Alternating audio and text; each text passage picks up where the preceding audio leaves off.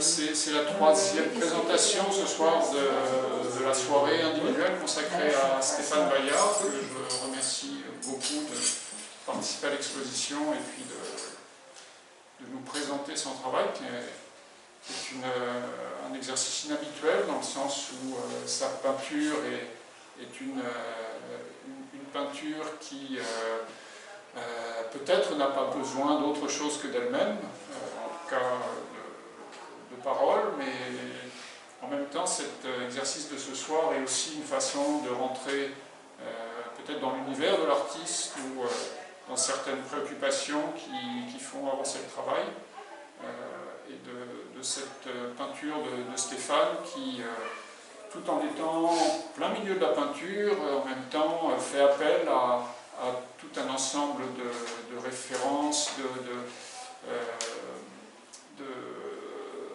enfin, beaucoup de choses qui restent du domaine plastique et qui pourtant semblent lui échapper par certains côtés et qui, voilà, enfin, je laisse la parole à Stéphane, qui parlera beaucoup mieux de moi de ce travail. Merci Sylvie, je vous remercie d'être venu. Donc je vais commencer par situer le travail dans le contexte de cette soirée par la lecture d'un texte. Ensuite, je présenterai un diaporama que j'ai conçu un petit peu comme un état de la mémoire. C'est-à-dire que un état de la mémoire, c'est-à-dire des textes, des images, des vidéos rassemblées, mais d'une manière avec une logique différente, c'est-à-dire qui n'est pas chronologique et qui n'est pas thématique. Voilà, dans cette idée donc d'un état de la mémoire, d'un déroulé d'œuvres faites sur une période relativement longue. Voilà. 3 œuvres réalisées à des périodes différentes sont réunies dans cet accrochage. 2 tableaux sont enduits de peinture blanche avec des tracés de liant vinylique. L'un est de 2017 et l'autre de 2020, sur lequel apparaissent des traits de crayon aquarelle. Une photographie noir et blanc de 1976 complète l'ensemble. Renoncer à la couleur est une démarche marginale dans ma pratique de la peinture. J'ai voulu montrer aujourd'hui, en quelque sorte, une forme de dépression de la couleur, mais pas dans un sens pathologique qui serait le reflet d'un état d'âme passager, mais une dépression dans le sens météorologique, d'une lumière qui modifie la perception des couleurs, des objets, des paysages qui nous entourent, où l'œuvre disponible s'ouvrirait à l'imaginaire et à une fiction. Un champ en miroir dans lequel les tableaux sont toujours des citations de l'abstraction et de la monochromie. La photographie, atelier Le Mouva, est celle d'un lieu que j'ai occupé à Queyrac. Elle participe à la construction de ce récit. On y voit des personnages en terre crue, recouverts de draps de coton blanc mouillés, une protection sommaire qui empêchait la terre de sécher. La vidéo, Les yeux de Bordeaux, tournée depuis mon atelier, dit l'engagement que nécessite la décision de mettre en œuvre un tableau. La seconde partie montre paradoxalement, dans un bronze, la toute-puissance de la peinture exprimée dans le silence de Goya représenté. L'enduit blanc, des tracés de liant vinylique, du crayon aquarelle,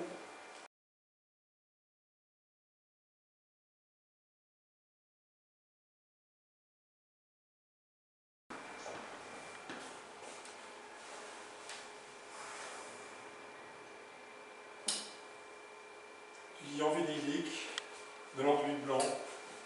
Ce sont les tableaux qui sont présentés dans cet accrochage, complété par une photographie de 1976. Photographie d'une sculpture en terre recouverte de drap mouillé. Cette vidéo montre l'engagement. Je l'ai filmée depuis les fenêtres de mon atelier à Bordeaux.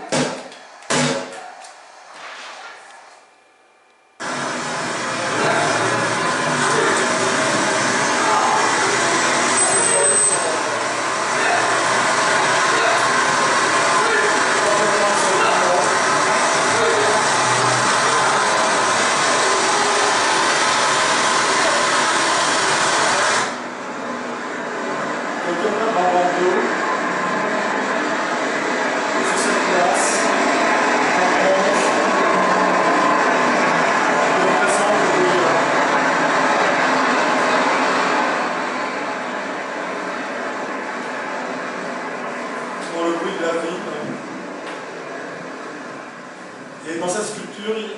chose de l'ordre du jugement, mais un jugement qui n'est pas accusateur, réprobateur, un jugement bienveillant, un regard qui accompagne quelque chose de bienveillant.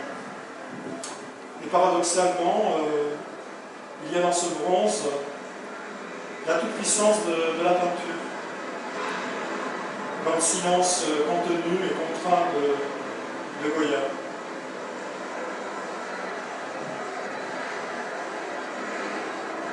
Mon jugement.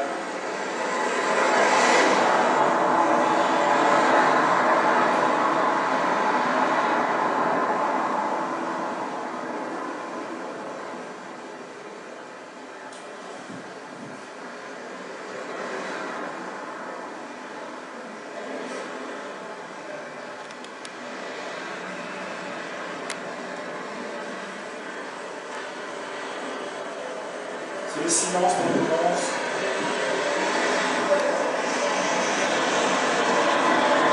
Le bruit de la vie.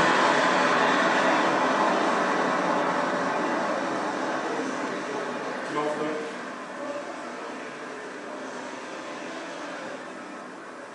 Être un artiste est passé sur cette place à un monochrome malmené par une installation de tulle et de barres de miroir, une œuvre de 1980. Les tableaux Cette vidéo, je se l'ai tournée en transformaient en 2013 une en force atelier. qui, agissant sur les êtres, nous en faisions l'expérience là, maintenant sur nous-mêmes, devait aussi agir sur les lieux où leur représentation, leur pouvoir évocateur, nous le laissait croire. Les tableaux avaient créé une relation entre les êtres et les paysages, en suivant une sorte d'itinéraire que nous parcourions tous les quatre.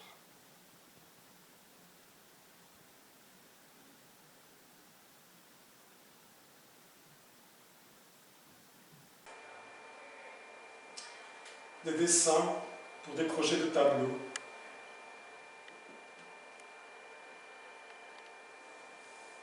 Crayon sur papier, un détail.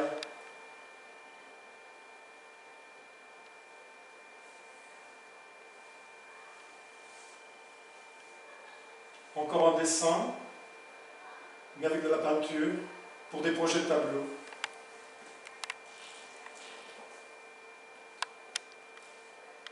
Un détail encore.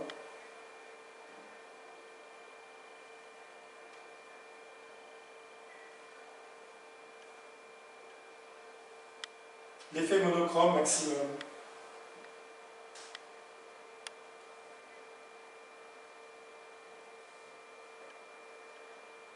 La photo de 1976.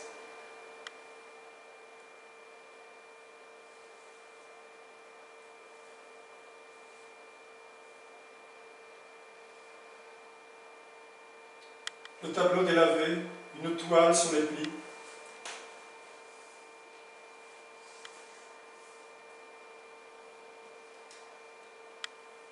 Un tableau délavé, une toile encore sur des plis.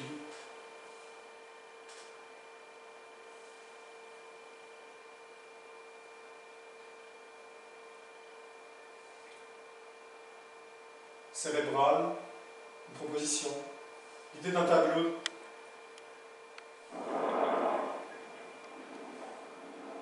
L'image qu'on ne veut pas voir.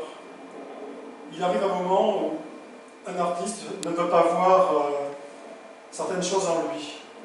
Alors je ne sais pas si cette image représente cela, mais je crois qu'il faut arriver à un moment à regarder ce qu'on ne veut pas voir en soi pour commencer à faire quelque chose. Cette image dit un petit peu tout ça.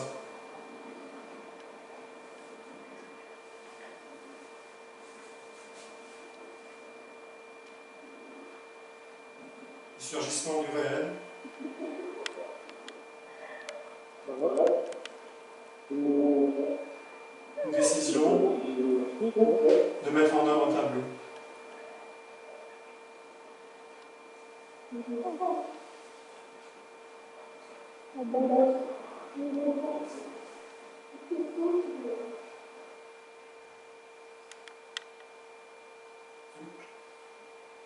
Objet d'art, Tableau objet d'art.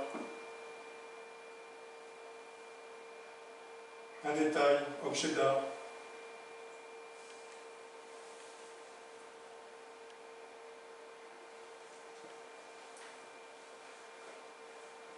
Encore un détail. Du pigment sur la toile. Le voile, des couleurs, la transparence, des plis, le recouvrement.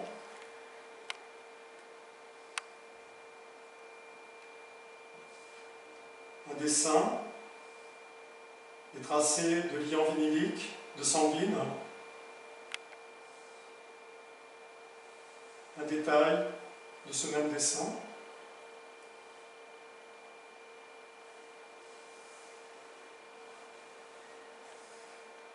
Le chemin blanc, les tracés de liant vinylique, de peinture sans pigment, une toile sur des plis, encore une fois.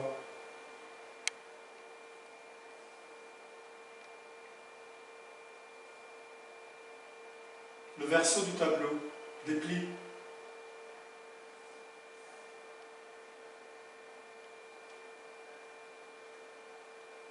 Des fils rouges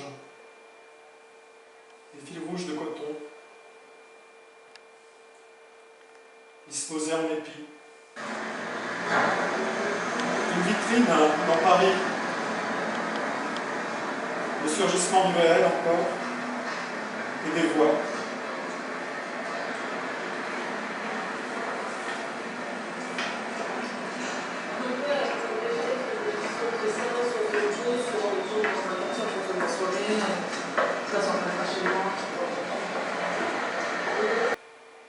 Une sanguine.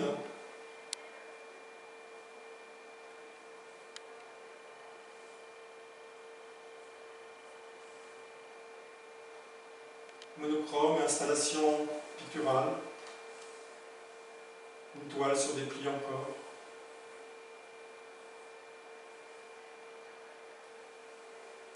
L'effet monochrome maximum.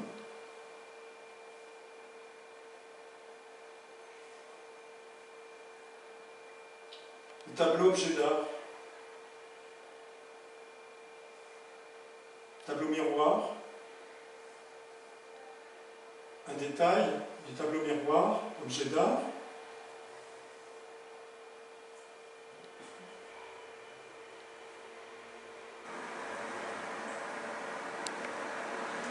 Un tableau filmé avec les bruits de la ville, avec un point de vue différent,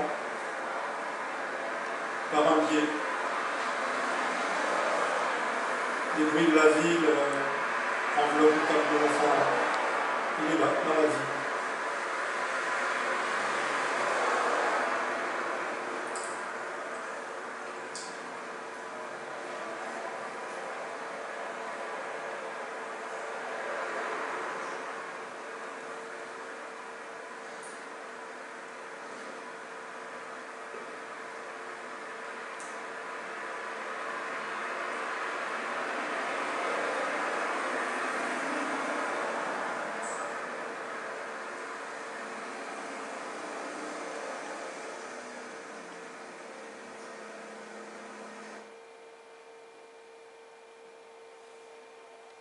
Liant vinylique sur toile.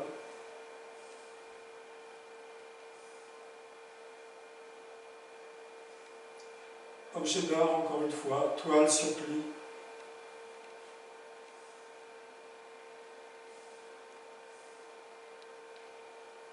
Une sanguine.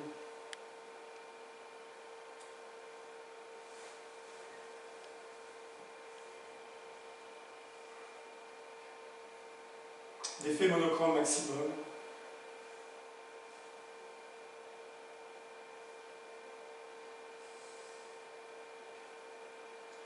L'huile rejoint les bords de la feuille.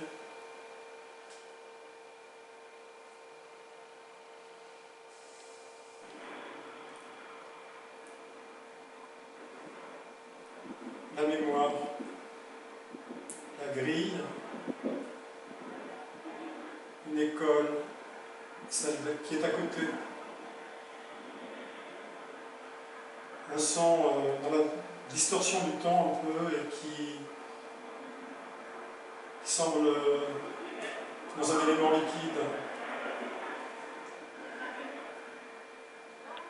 La mémoire qui s'éloigne, enfin, quelque chose qui devient très lointain.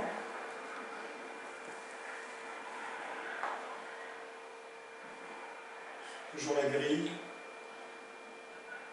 où l'autobiographie n'est plus possible. C'est trop loin.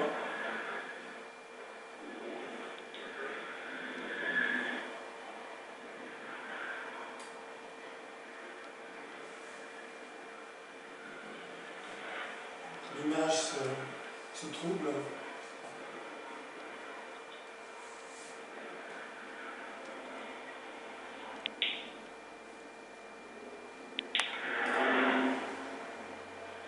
Quelque chose va disparaître.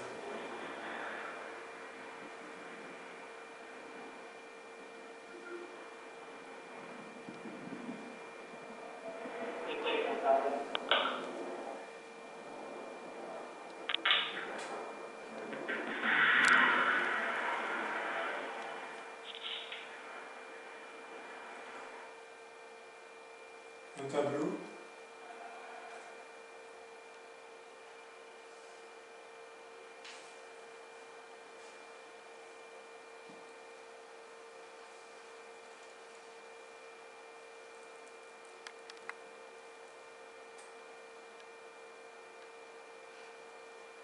Des textes sur miroir.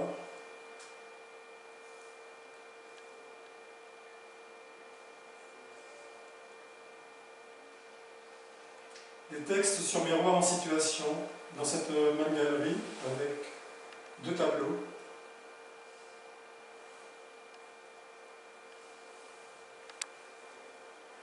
Un dessin encore, un détail.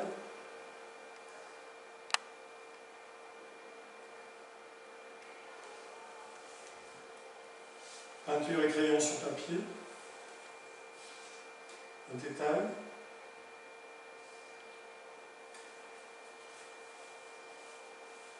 Les tableaux à plis, les années 80, début années 80, où l'idée de la compacité était une préoccupation. Encore un.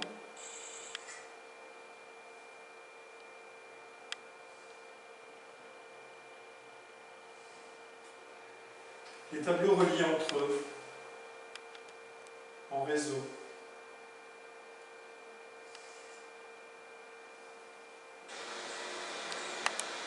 Le chemin qui mène au lieu où a été photographiée la sculpture qui figure dans l'exposition. Donc un agriculteur m'avait laissé un lieu pour travailler gratuitement, donc c'était très important à l'époque pour moi.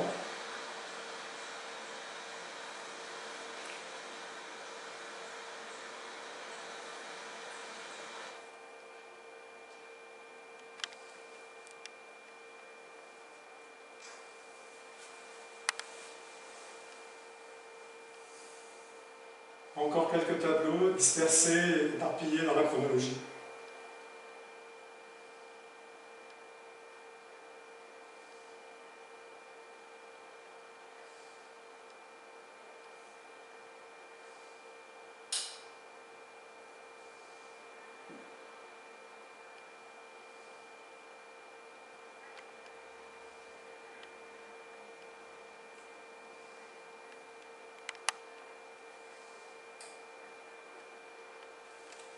Le tableau J'avais froid.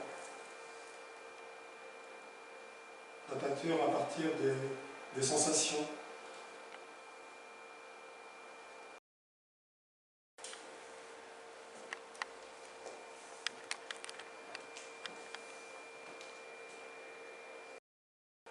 Goya, voilà quelqu'un qui a cette phrase qui va rester de ton intervention.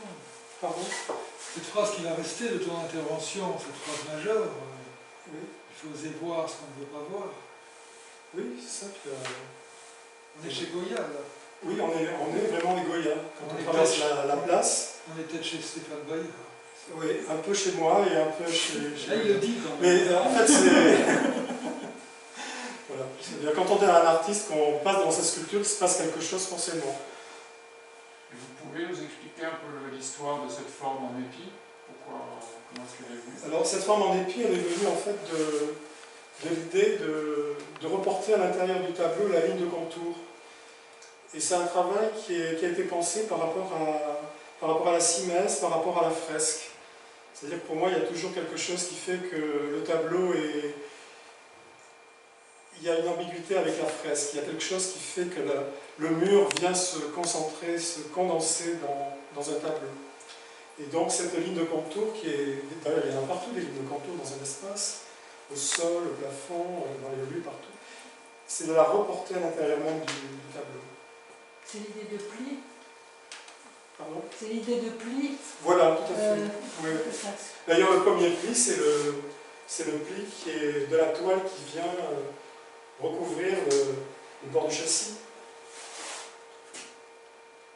C'est ce pli qui est reporté. C'est celui des bords, du rabat Voilà. de la toile sur le châssis même. Voilà, oui. C'est presque la peinture du tableau lui-même, d'une certaine façon. Voilà, quelque chose comme ça. C'est-à-dire que sur le tableau, on est dans le tableau, on est dans la simèse, mais on est aussi un petit peu dans la fresque. Je crois qu'il y a toujours cette idée de la fresque. La fresque, c'est le mur, tu veux dire? C'est le mur, oui.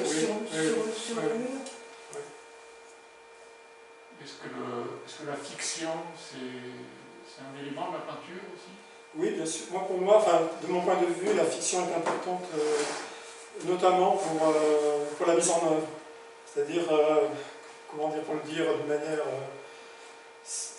c'est arriver à se lever de sa chaise et se mettre au travail. Je crois que c'est là que se passe quelque chose. Tout le reste n'est que... Enfin, il y a un moment où il faut se mettre au travail. Et je crois que la fiction permet de relever, bon, c'est pas un défi, mais la première partie qui montre ces personnes dans la rue en train de se battre, enfin ça montre un engagement. Je pense qu'il y a un moment, il faut un engagement pour arriver à... Et pourquoi vous le reliez à la fiction, ça? Pourquoi je le relie à la fiction? Parce que je sais pas, je pense qu'une part de nos vies sont fictionnelles. Je pense qu'il y a... Penser que nos vies ne sont pas fictionnelles, je pense qu'il y a... C'est quelque chose qui est un mélange. Et quelle est la fiction pour toi qui te fait travailler? Il y a l'autobiographie, mais il y a quelque chose aussi qui s'éloigne dans le temps, où la fiction n'est plus possible lorsque le temps se distend tellement qu'on ne peut plus prélever des éléments autobiographiques et en faire de la fiction. Et donc ça veut dire qu'il y a un domaine où on n'est plus dans la fiction? Alors le tableau, pour moi, c'est vraiment le réel. C'est quelque chose qu'on a en face et qui est un petit peu... Si un tableau, je ne peux pas parler de réussir un tableau, parce que le mot est peut-être trop... Enfin, c'est pas le mot juste. Mais la petite vidéo qui montre qu'un artiste doit en fait essayer de voir en lui ce qu'il n'a pas voulu voir jusqu'à présent. Le tableau, normalement, pour moi, doit montrer ce que l'artiste n'a pas voulu voir jusqu'à présent en lui-même. Quelque chose qui est vraiment...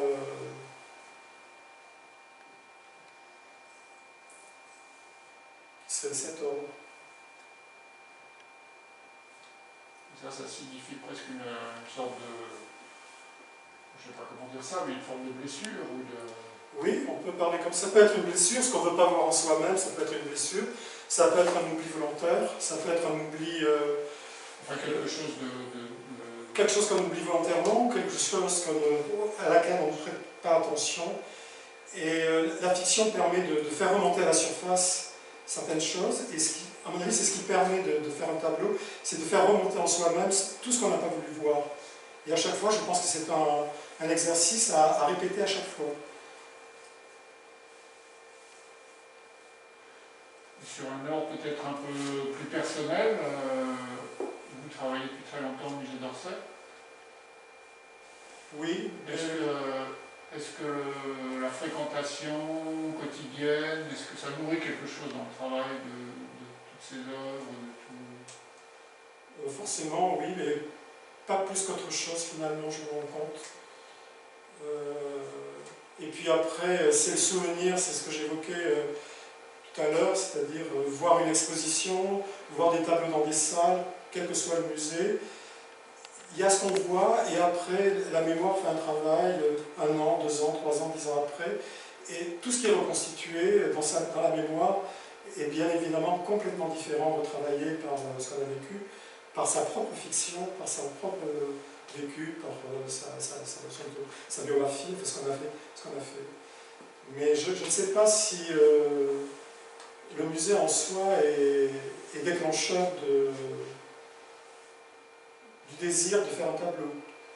On peut le désirer, mais je pense que la véritable, enfin pour moi, de mon point de vue, le véritable moment qui fait qu'on se met au travail et à l'œuvre, c'est de faire remonter à la surface. D'ailleurs, c'est ce que j'avais pensé à dire aussi sur un tableau, c'est souvent, on pense qu'on projette sur un tableau des éléments graphiques ou picturaux, mais moi je les vois plutôt venir du fond du tableau vers la surface. C'est pour ça que j'ai montré le verso d'un tableau avec des plis, où pour moi tout est imbriqué, contenu dans ces plis.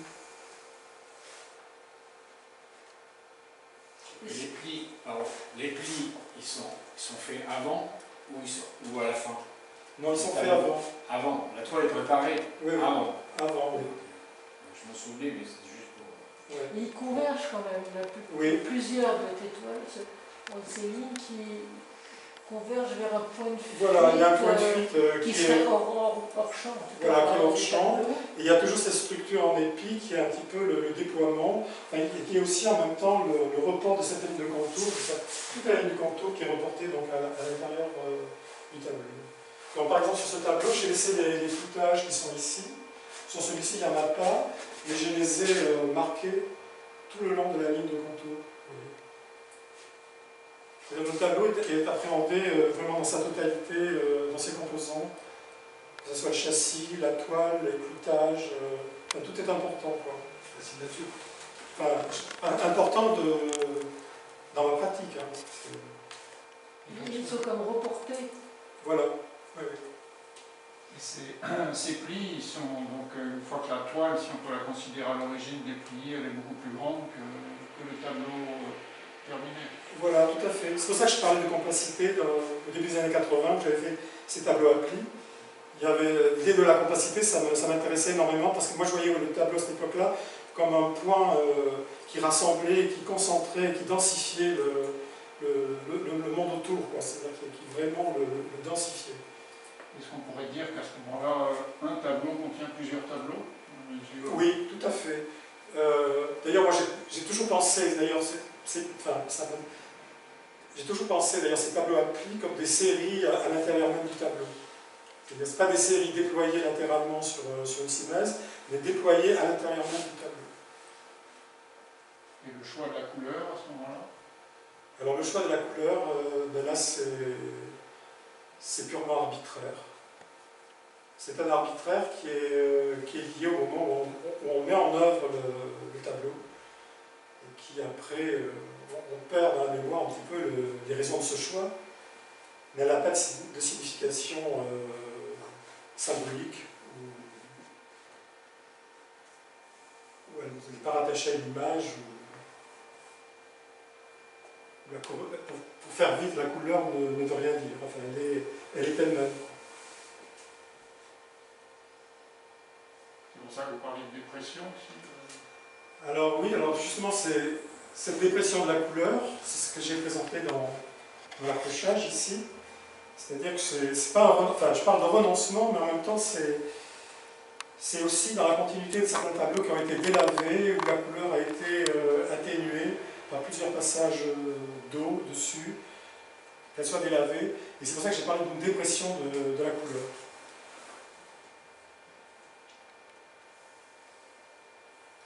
Est-ce que la dépression de la couleur est liée à notre propre dépression?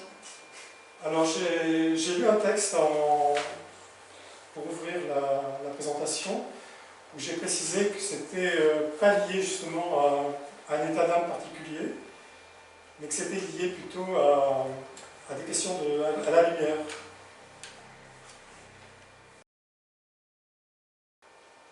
Et quand vous dites que vous délavez, est-ce que vous le faites avec une douche ou est-ce que vous mettez dans une baignoire? Non, c'est de la peinture très délavée, et puis le tableau ensuite est passé avec de l'eau, avec les pinceaux très dilués, tout simplement. Et en général, ce sont des tableaux avec des tableaux plans, avec des plis dessous, et les plis apparaissent en contact au séchage. Et ça sèche naturellement ou vous tamponnez Non, ça sèche tout à fait naturellement. Il y a une part dans ce travail où le tableau fait son travail lui aussi. C'est-à-dire que c'est un travail qui a en fait à plusieurs. Il y a mon intervention, il y a la manière dont les matériaux réagissent et qu'on ne contrôle que très peu finalement parfois. Puis il y a le travail aussi de la main. La main elle est guidée, mais elle fait aussi parfois un petit peu pas tout à fait ce qu'on veut. Donc il y a tout un travail qui est fait comme ça, où chaque élément se met en place petit à petit pour arriver à un objet fini. Objet d'art d'ailleurs que j'appelle, parce que parfois il y a une ambiguïté entre quelque chose qui est parfois tellement objectalisé qu'on peut dire que c'est un objet d'art, un tableau. Est-ce que ça arrive souvent que votre main fasse autre chose que ce que vous voulez? Oui, c'est ce que je... Voilà. Oui, tout à fait. Tout à fait. C'est-à-dire qu'elle n'est pas si docile qu'on peut le penser. Et la différence entre les tableaux que tu intitules objets d'art et les tableaux que tu intitules monochrome L'effet monochrome maximum. maximum. Oui, non, il n'y a pas de différence. Hein. Ce sont purement... des orientations différentes, des approches différentes. Ouais, tout à fait. Oui. Moi, je les vois comme ça. Je les vois comme des objets d'art parfois, parfois non. Et l'effet monochrome, parce que en fait, ce sont des citations aussi parfois de la monochromie. C'est parfois aussi des citations de l'abstraction. Et voilà. Pour moi, les tableaux sont des objets, des champs d'expérimentation, où on expérimente, on se met à... C'est un lieu où on peut expérimenter ce qu'on est, un tableau. Et puis aussi pour le public, je pense qu'il rentre en relation avec un tableau dans une relation d'expérience, dans le sens vraiment de quelque chose d'actif et de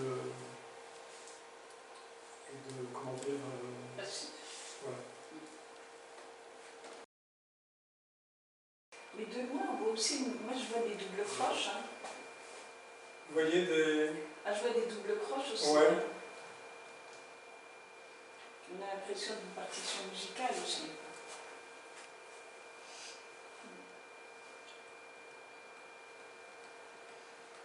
Après, c'est toujours ça, c'est la même question, c'est que le tableau permet aussi à quelqu'un qui regarde enfin, une peinture, il peut révéler en lui-même des choses qu'il ne voulait pas voir ou qu'il n'avait pas vues. C'est ça en fait qui... Voilà. On ne vient pas voir une peinture pour se rassurer en fait. Alors parfois, bon, ça ne marche pas toujours. Et l'image de La Fontaine, tu as dit L'image de La Fontaine, où tu as parlé justement de ce que le peintre ne voulait pas voir, enfin, l'artiste ne voulait pas voir, oui. à propos, en montrant une image de Fontaine avec une sorte de tête de lion. Oui, c'est une tête de monstre presque. Oui, c'est ça. Enfin, mais il y a des lignes un peu courbes aussi dans cette sculpture. Oui, c'est tout à fait ça. C'est un petit film de 2 minutes aussi qui a été très, très important, très révélateur, qui m'a fait comprendre ça, qui fait aller voir en soi-même des choses qu'on ne voulait pas voir jusqu'au moment où il faut faire quelque chose.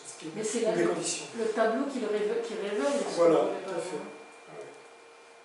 Cette fontaine, d'ailleurs, on la voit, c'est un peu comme dans un rêve. Hein. C'est moitié un cauchemar, moitié quelque chose de réel. Oui, puis tu l'estompes et là... Oui.